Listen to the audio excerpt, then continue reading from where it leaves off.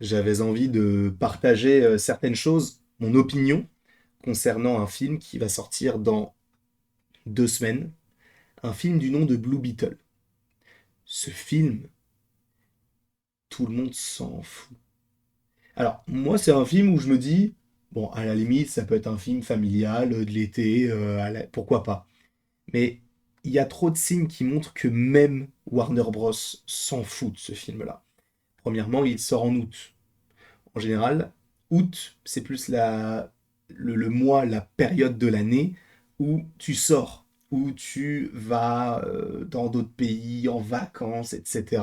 T'es pas forcément amené à aller au cinéma en août. Donc on met souvent des films où on se dit, bon, peut-être que. Regardez ce mois-ci, bon, il y a les Tortues Ninja, mais vu que c'est sur un film un petit peu teenage, entre guillemets, on peut essayer de toucher les familles qui veulent aller, qui veulent peut-être ne pas forcément aller à la plage et se dire, oh, si on allait au cinéma, pourquoi pas, tu vois. Mais c'est vrai qu'il y a moins de films qui sortent en général en août.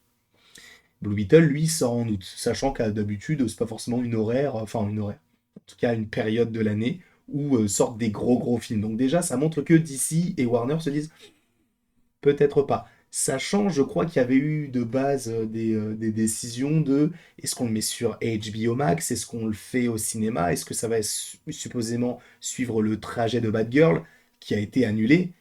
Il y a beaucoup de questions qui se sont posées. Le fait est que, premièrement, le personnage, pour le grand public, est inconnu. Alors, aujourd'hui, on est dans une ère où on a plein de films de super-héros à l'année, donc forcément, il y a de nouveaux personnages qu'on découvre. Donc ça, à la limite, ce n'est pas forcément dérangeant. Quand le film des Gardiens de la Galaxie est sorti, la majeure partie des personnages du film, on ne les connaissait pas du tout. Et ça dénotait totalement avec le MCU classique, beaucoup plus réaliste, etc. Là, on tend à voir un personnage avec un scarabée. Bon, ok, pourquoi pas. Le fait est que je ne pense pas que ce film va marcher. Et c'est bien dommage parce que bah du coup, sur un film plutôt sympathique, plutôt chill, on va pas forcément se prendre la tête dessus. C'est sympa, sans plus. Et moi, je trouve que c'est vraiment dommage de se dire que le DC Studios de James Gunn et Peter Safran commencerait par ça. Parce que je vous rappelle quand même quelque chose. C'est que Peter Safran et James Gunn ont été annoncés, je crois, début d'année ou fin d'année dernière. Je ne sais plus. Et ils ont annoncé Superman Legacy, The Brave and the Bold, The Authority, bref, pas mal de projets. En veux-tu, en voilà, Man Thing, notamment que j'attends énormément de James Mangold. Bref, il a annoncé bon nombre de projets. Et Blue Beetle n'en fait pas partie. Et en 2023, il y a eu quand même pas mal de films. Il y a eu Shazam 2, il y a eu The Flash, et du coup, il y a eu Blue Beetle. Enfin, il va y avoir Blue Beetle, et il va y avoir normalement Aquaman, mais je crois qu'il a été décalé, ou alors il est censé être décalé. Je ne sais pas encore.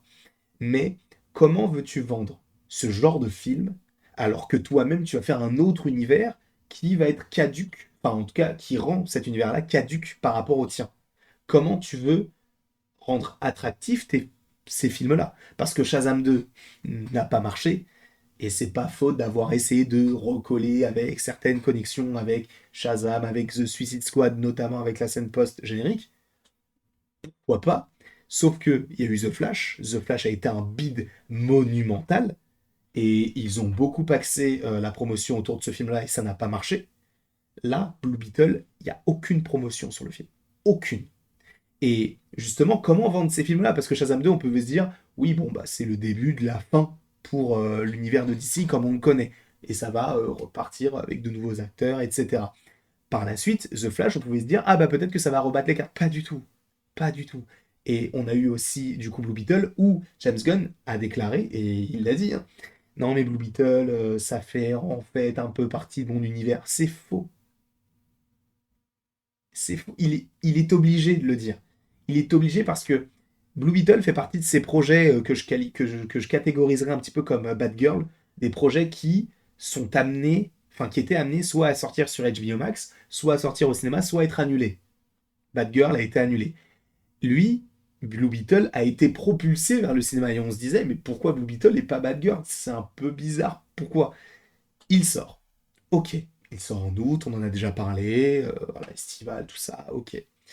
Mais James Gunn qui te dit oui, non, mais ça fait partie de mon univers, tout ça. Encore une fois, Blue Beetle n'est pas un personnage extrêmement connu. Tu sors son film en août, et en plus de ça, tu te dis, bon, vu que personne ne le connaît, qu'il n'y aura pas beaucoup de gens qui vont aller, enfin, qui vont aller au cinéma pour le voir. Nous, on fait un autre univers, donc il y a encore moins de gens qui vont aller le voir parce que bah, personne va se dire, ah bah viens, on va aller voir le nouveau DC parce que c'est hyper important pour la suite, alors que ce ne l'est pas.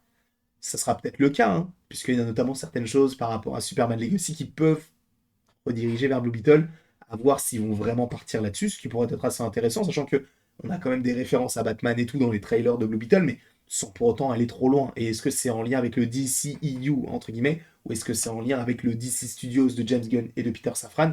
Ça, rien n'est moins sûr. Mais en tout cas, premièrement, je pense que le film va être un énorme bide.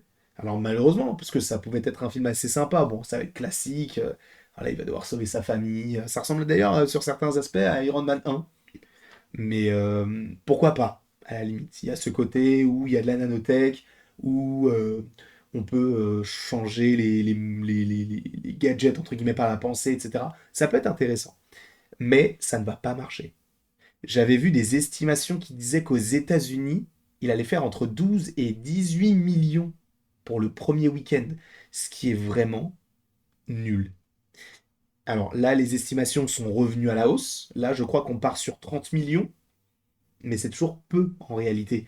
Si le film arrive à dépasser 200 millions de dollars, c'est un exploit. C'est premier. Parce que là, attendez. Si je fais Shazam 2, Mojo, Shazam Fury of the Gods, il a rapporté 133 millions de dollars dans le monde, ce qui est extrêmement peu. C'est un bid également monumental. Et c'est vrai qu'en plus, on en parle de temps en temps avec Matteo et avec d'autres personnes aussi, d'autres amis, voilà, pour évoquer un petit peu bah, tout ce qui englobe Marvel, DC, etc. Ce qui marche, ce qui pourrait marcher, ce qui marche, ce qui ne marche pas et ce qui ne pourrait pas marcher. Et c'est vrai que bah, il y a pas mal de personnes qui se disent, bah en fait les gars, autant ne pas sortir Aquaman 2, quoi, parce qu'ils vont perdre de l'argent. Je pense qu'ils vont quand même le sortir parce qu'il y a trop de choses qui sont sorties par rapport à ça. Donc ils vont le faire. Mais Blue Beetle, c'est vrai qu'on se dit bah, pourquoi il est toujours là alors que Bad Girl a été annulé. Et en plus de ça, Blue Beetle, le fait de le vendre comme étant un film qui fait partie de leur univers, vous savez très bien que ce ne sera pas le cas. Parce que, en fait, il est obligé, en fait, James Gunn, de prononcer ce genre de mots, comme pour The Flash.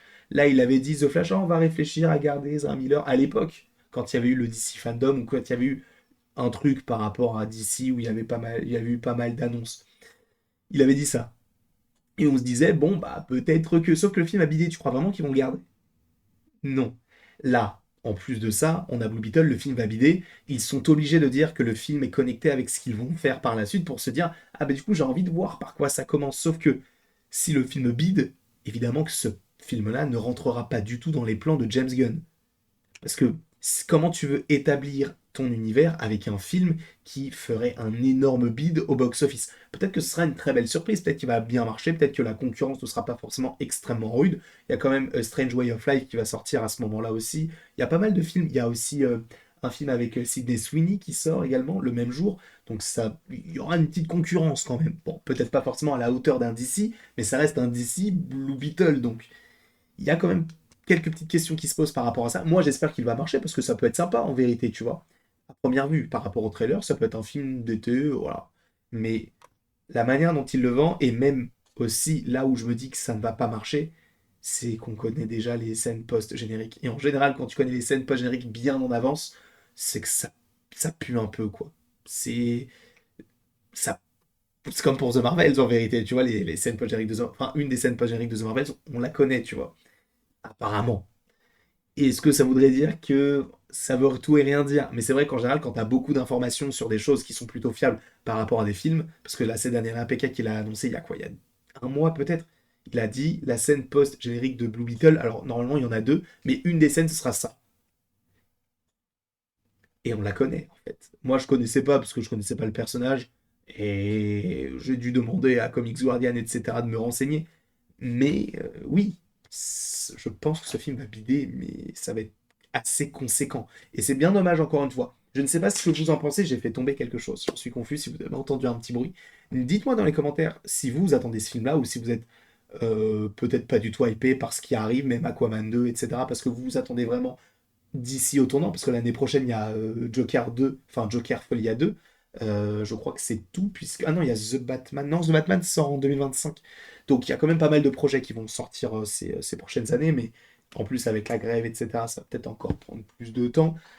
On va voir comment tout cela s'agence. En tout cas, je vous remercie d'avoir regardé cette vidéo. Désolé, c'était en gros plan, mais je pense que normalement la qualité visuelle devrait être bonne. Bref, après tout ceci, je vous remercie encore une fois, et il ne me reste plus qu'à vous dire à la prochaine pour la prochaine.